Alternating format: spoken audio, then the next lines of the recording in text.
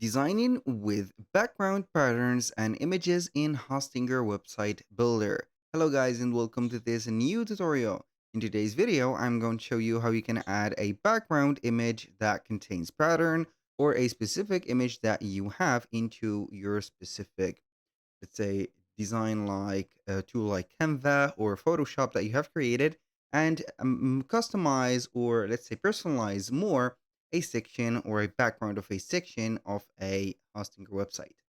So the process is going to be very easy and very simple. You're going to head over hostinger.com, sign in for an account, and you're going to see the H panel of the Hostinger website of yours. Click on websites, click on websites list, and then you're going to see all the websites that you have created within this account. For example, I'm going to select one of the websites that I have. Make sure that we do not have other than this discontinued square. That means the Hostinger, as you can see here, website builder. So we are going to click on edit website. This is the process that we are going to have. And then we are going basically to have the website editor loading up. So it is going to be a very quick process, as you can see. Now we have each section that you can create or add into your website that contains a specific background. So for example, this one has a background. We can go ahead and click on edit section and we are going to see the background as a first thing. You can go ahead and change it to color, video, image, but here in our case, we're going to change it to a image. So we're going to click on replace the image. So we have here the images that we have uploaded. You can upload an image if you want, or you can go ahead and use the pre-images that we have in here.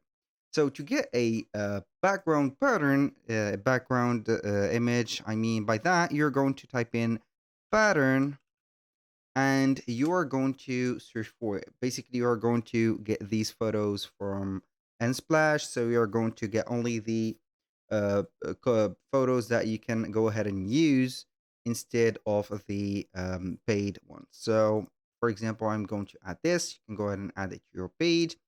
Select the overlay opacity of the image like that. You can go ahead and put a fixed background, or you can go ahead and put it like that. You can zoom in, zoom out. You can set the position of the image as you can see like that, and then you're going to be okay with that.